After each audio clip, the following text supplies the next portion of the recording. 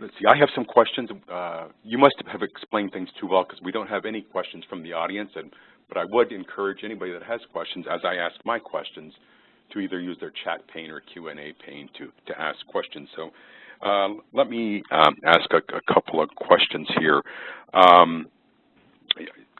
Relative to like service level agreements or anything like that, I didn't see much about that in your presentation. And what sorts of things would you be looking for, are the most critical when you're dealing with service agreements with your provider? That's an interesting one, and it's really driven by availability of the instances that you want to use and the availability of the infrastructure and where those boundaries end. In particular, getting to them is your responsibility. Inside your environment is your responsibility. But there are certain things that you might want to do to maintain your systems inside. For instance, scanning. What are the architectures?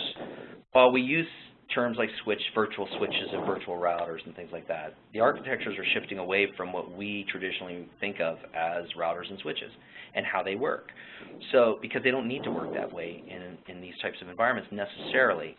So there are certain things that just won't work that you're used to doing, and then there are certain things they don't want you doing without prior notification. So you'll want to understand the security-related service levels, and both from a response, from if their hypervisors were somehow compromised or a vulnerability was identified. Understand that. Now, whether or not you can change their approach is really will depend upon the relationship with that particular vendor. The pipe availability on their end, if something goes down, most of them